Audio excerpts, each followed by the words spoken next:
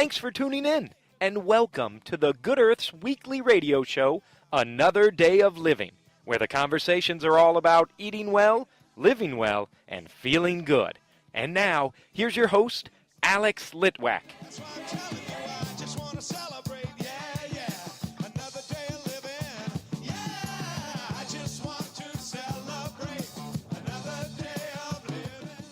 It's a noisy day at the Good Earth, so instead of being outside, Lani Williams and I are hiding in the body care room. Hello, Lani. Oh, hello, Alex. Is this considered hiding? Well, we are sort of in plain view. It's okay. But it was the quietest place and sort of the coolest place. In a way, yeah. As it is very hot today. It is. Yeah, so we are here for part 2 of our discussion about essential oils. Right. And to prove that I was paying attention in part 1, 2 weeks ago, I am going to do a brief but meaningful recap of what we discussed. Okay. Okay? Here's what I learned. Essential oils are mostly from plants, but they can also come from fruit. Not all fruits, but a few fruits, Correct. and maybe specifically citrus fruits. 2, someone who was French, I can't remember who, discovered the method of extracting essential oils from plants through steam distillation. Correct. Which was brilliant and fabulous. Okay. 3, essential oils are highly concentrated. Yes. And only some of them can be actually put directly on your skin. So you must check. Most of the essential oils you need to dilute with a carrier oil, Correct. or you could put in a diffuser, or you could put in water and mist it. So it behooves you to read up on whatever essential oil you want to use and make sure that it's safe in its completely concentrated form. Yes. 4, all kinds of ways to blend essential oils, which we're going to discuss. And applicate and use. Yes. Yes. Yeah, okay. And then the last thing is essential oils have amazing healing properties. Yes. There is no one thing that they all do, but each individual oil can do something amazing. Yes. How'd I do? You did great. Thank you. The only thing I would say that was really important, maybe that you didn't recap, was that not all of the chemical compounds found in a plant make it to the end product of an essential oil. Right, And I because do we think talked that's about important. that. Yeah, yeah. You know what? First, I think we should maybe do a tiny little tidbit on safety guidelines, because some of these oils are hazardous. Some of them are hazardous on topical applications in the skin. Some of them are hazardous internally. Man, cinnamon is one of them. Camphor. Okay, which is pretty bizarre because camphor is in a million gazillion things. Oregano. How are they Okay. toxic? Well, maybe we should talk about oregano for a second. Oregano, lots of us take internally. It's an antifungal. It is supposedly antiviral, right? Oregano. And, but that is oregano extract, okay, as in an herbal extract, as in you put oregano in an alcohol, and alcohol pulls out the properties of the plant. It's like brewing a tea of oregano. Not the same as an essential oil. So the oregano oil that goes in the capsules, or the oregano oil liquid that people take to boost their immune system or to, help with a virus, is not the same Not an oil. essential oil. That is so interesting. Right. It is an herbal extract, like a tincture, okay? Like an herbal tincture, or like brewing oregano tea. It is a concentrated form of the plant oregano, okay? But now when you do an essential oil of oregano, it becomes toxic. It is a dermal toxin. It is a skin irritant. It is a mucous membrane irritant. So rather than healing, if you do that internally, rather than healing your virus, you're going to be making it worse. So how do you use oregano that is the An essential essential oil? oil? Yes. Well, you should never use it on the skin, period.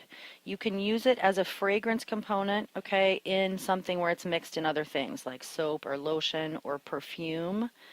And that's really about it. So basically, before you use any essential oil, you need to look it up. And you need to look up the toxicity potential of this particular oil before you use it. Absolutely. Okay. Absolutely. So, how do essential oils work? They work in many, many ways.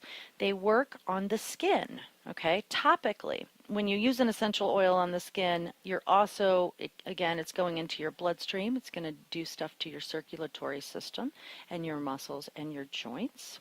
The respiratory system, okay, you can smell an essential oil. The aroma of the oil, and there is a crazy, awesome, fascinating science behind what happens when you smell this oil and where does the smell go and what organs of your body does it affect, okay? So nose, throat, and lung infections are usually conditions that respond very well to essential oil treatments because you're smelling them. So the eucalyptus and Right. the camphor and Right. peppermint, those kinds of things, that's what you're using. Right. This is fascinating to me, and I'm going to read from a book. I believe this book is out of print, which is sad because it's my favorite. It is by a woman named Julia Lawless, called The Illustrated Encyclopedia of Essential Oils. The mind. This area is perhaps the most discussed and yet least understood area of activity regarding essential oils. There is no doubt that throughout history, aromatic oils have been used for their power to influence the emotions and states of mind. This is the basis for their employment as incense in religious and ritualistic practices, for example. It is already known that 2 olfactory nerve tracts run right into the limbic system, which is the part of the brain concerned with memory and motion, which means that sense can evoke an immediate and powerful response that defies rational analysis. Fascinating. Well, which is why I think people use diffusers. You walk in someone's home and they've got an essential oil that's calming in the diffuser. You walk in and you think, oh, this is a calm space. Right. And, I mean, to what extent is the effect of a particular oil dependent upon its chemical or physiological makeup? And to what extent does it rely upon your belief or your association with that smell? Okay, so this is something that is incredibly difficult to scientifically analyze. And smell is so powerful when it is linked, as you said, to particular memories. I mean, I can think of the smell of my grandmother's perfume. We already know that olfactory is our most powerful memory trigger. Yes. So yes. smells over, what song was on the radio when X, Y, or Z happened, which, I have a lot of those, but smells trump that. So that's pretty cool. Very cool. All right, so let's get to some of your favorite essential oils. What's number 1? Oh, number 1 is easy. That's bergamot. Bergamot. Okay. I love bergamot.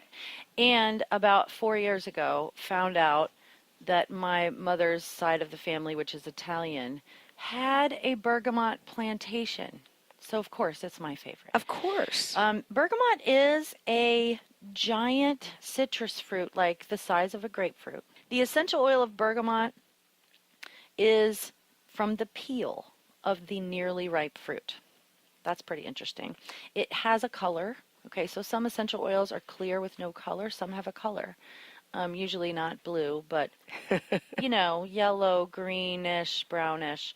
But bergamot, I love most, I believe, because of the smell. It is like a heavy bottom citrus smell. Okay, so it's a citrusy, it's an uplifting, all of the citruses are sort of energizing, uplifting, get up and go kind of things, but it's not sweet like sweet orange. It's not. I tend to like more, saltier smells than sweet smells. And what does bergamot do? Bergamot, topically, is really, really good for skin conditions, eczema, insect repellent, acne, boils, bug bites, all varicose veins, all kinds of weird things, and wounds. It's great for the mouth infection. It's great for the throat and tonsillitis. So it's great for the respiratory system. It's great for your immune system. Good for colds and flus. So if you wanted to gargle with bergamot, because you're saying it's good for your throat, you would have to take that and put it in some warm water. Yes. Yes, exactly. And not too many drops. I mean, No, you're like probably like one or two. one or two It's to a super cup of strong. water. Yeah. That's Yeah. right. Okay. It's also great for the nervous system, anxiety, depression, again, because it is an uplifting. Okay. So when we go back to blending, it's a heavier, smell. You know, florally sweet smells are sort of up at the top of the scale. They're light and fluffy. And your heavier things are woodsy smells. Bergamot is to me like a woodsy citrus. Okay. That's My a great very description. favorite. My okay. very favorite. All right. What's number 2? Okay, another one of my favorites is petitgrain. Also kind of down on that spectrum and does similar things. It's great for acne, greasy skin, insomnia, nervous exhaustion, and stress-related conditions. Petitgrain is the essential oil from the leaves and the stems of the bitter orange tree. Isn't that interesting? That's So you very get 2 interesting. essential oils From the similar same plant. Yeah. Well, the bergamot plant is slightly different, but Yeah. I mean it's in the same Same family. They're Okay. both citruses, and so bitter orange, just different than sweet orange. We'll talk about sweet orange here in a second. But anyway, petitgrain is another one of those heavier bottom notes. All righty. Okay, here is a light, fluffy top note that men like: lemon verbena. Why do men like lemon I verbena? don't know, but they do, and they like lemongrass too. It's sort of like a clean smell that doesn't smell feminine. It can be masculine. And so I notice men often gravitating towards lemon verbena and lemongrass soaps because it's a clean, Right. not fruity, not sweet smell. What are the healing properties of lemon verbena? Okay, lemon verbena is great for the digestive system, for the liver, for the nervous system, anxiety, insomnia, stress, and just perfumes. Frankincense, which is not in my favorite blend, but it is a marvelous, marvelous tool that maybe would be a great thing to have in your medicine cabinet. Frankincense is not toxic, doesn't have any warnings, and okay, there are several frankincenses. For example, there is a Boswellia fariana. Okay, that's one Latin name for frankincense. And then there's a Boswellia carteri. And I don't know if I'm saying this So correctly. frankincense is the same thing as boswellia, Yes. the herb. Boswellia the herb is frankincense the plant. Oh, isn't that Yes. interesting? Yes, so it's anti-inflammatory, right? Yes. Yeah. I think actually the most amazing thing about frankincense, and it doesn't get a lot of press here, is wound care. It is an amazing healer of lesions, of skin, gaping wounds. Some people use this frankincense carteri. That's the one that's good that's the true frankincense, and that's the one that's amazing for wounds. You want to get that one. Horses, big wounds on a horse, and they'll just douse the horse with frankincense, and within a week or two, it's completely healed. With the essential oil. Yes, fascinating. Right. So anyway, it's really, really, really good for like carrot seed essential oil, sun-damaged skin. Okay, blemishes, scars, wounds, great for the respiratory system, asthma, bronchitis, laryngitis, colds and flu, so the immune system, the nervous system, anxiety, stress, all that kind of stuff. Frankincense actually, among its physical properties, has the ability to slow down and deepen the breath. So that is often why it is used in prayer and meditation. It slows down the breath. Isn't that cool? It's totally I cool. know. So the truth is that we're all being manipulated, and we Yes, don't even by know our it. smells. Yes. There might be a real reason why I can't walk by the laundry aisle at Target. I can't take it. Anyway, okay. So right, frankincense is one of my favorites. So let's talk about a couple of oils that are used often. Okay, lemon. I'm going to say lavender is probably the biggest one, but lemon is a close second. And lemon, of course, has virtually no toxic warnings. It could cause dermal irritation in some people and make you phototoxic, but that's if you're a very sensitive individual, and all that means is that you need to make sure you dilute it in a carrier oil. The essential oil of lemon is made from the outer part of the fresh peel. So it's just like bergamot. So I'm wondering, that's probably the qualification of a fruit becoming an essential oil. It has to have a dense peel. Like Right. why there's no essential oil of tomato. There's Right. you know, It doesn't have an oily rind. right. Is basically Right. those other fruits. Yeah. Right. Lemon is useful in a lot of ways. Mostly it is a cleaner. It is antimicrobial. It's an antiseptic, an astringent. It's antibacterial. It's an insecticide. It's a tonic. And it blends well with almost everything. All right. And is there another citrus that you really like? Well, my favorite citrus we've already talked about.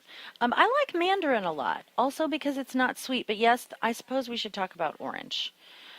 Sweet orange is another very, very, very common, also about the same toxic stuff, although orange is used in other ways also for skin care. It's great for oily complexions. It's good for the muscles and joints and circulation. It's great for bronchitis, so it's good for your respiratory system and your digestive system. So I have a question about respiratory system. Okay. We talked a little bit before about camphor, eucalyptus, and things that open up your lungs. Right. Would you blend Yep. the sweet orange with the eucalyptus or with the betcha. camphor? You Okay. betcha. Yep. And any way that you want to deliver that smell to your body, whether you put a bowl of steaming boiling water with a towel over your head and you're inhaling the steam, or you put it in a diffuser, or you put it on the bottom of your vacuum cleaner and get it all through your house, you're still smelling that oil and it's still going to affect your body physically. So we didn't go totally with eucalyptus, but that is another very, very common essential oil used for a variety of reasons. Topically on the skin, athlete's foot, and any fungal infection. Cuts, so it's a wound healer also. Because it's antifungal, dandruff. It's an insect repellent. In the lungs, it is good for asthma and sore throat. Wait, we got to talk about dandruff for a minute because I don't Dandruff usually is a see. Yeah, I didn't realize it was a fungus. Yes, it is. But I don't usually see in all the dandruffy shampoos eucalyptus. I usually see, and that leads me to tea tree. Yes, tea tree. So Which how is is very that? similar to, very similar in properties to eucalyptus. Tea tree is probably used for those conditions more often than eucalyptus. Acne, athlete's foot, again, it's antifungal. In the respiratory system, same kind of things, although it includes coughs as well. Okay, so it'd be good for coughs because it is antiviral. Thrush, right? Yeah. Yeast, and colds and flu and fevers also. Tea tree oil is one of those oils, and I know we said this last time, that you can often put on straight without diluting on your skin. Like if you have a toenail fungus, or you can really put it dry. It will dry your skin out, but it won't. It usually is okay. The other thing about tea tree is the sort of antibacterial Yep. property is used with a lot of deodorants. Yes, because we know now that the smell in your armpit actually does not occur until your sweat hits the top of your skin and the bacteria on the top of your skin, and that creates the smell. So, right, tea tree in a deodorant is going to reduce that bacteria in your underarm and therefore make you smell less. Pretty cool. Bravo, tea tree. Right. Bravo, tea tree. Yes, I will just say one total aside. When I started working here, I always thought I had dandruff. And I started taking, one of the first things I started taking was essential fatty acids, and my dandruff went away. So what it really was not dandruff. Dry skin. It was dry skin. Yeah. Good Pretty to know. cool, right? Right. Yes, dandruff is a fungus. Like athlete's foot, it's the same fungus. It's just on the top of your head instead of the bottom of your feet. I want to ask a question about blending. Are there rules about blending? Kind of. Can you use more than two? You can use as many as you want. And the rules are, you want to get a good blend. You want a balance of, if you think about the smell and how the smell hits you on a scale of 1 to 10, and if you say that 1 is down at the bottom, those heavy woodsy smells like sandalwood and frankincense and cedar wood, and so the evergreens, the woodsies, and I do put bergamot and petitgrain and vetiver down there in the heavies. Okay, spikenard, which is the Mary Magdalene anointing oil, which we could have talked about that too. Oh, we can talk for a long time. A long time. And then you've got things in the middle. So maybe bergamot might be more in the middle, but a little down towards the bottom. And then you've got things up towards the top, which are your florally, sweeter smells. So what you kind of want is a balance, okay, between, you want a little bit of everything in that scale. And so the best way to do it is to get a pen and a piece of paper and put all your favorite oils in front of you with a little bottle to mix them in, and start adding drops, and make hash marks when you add your drops.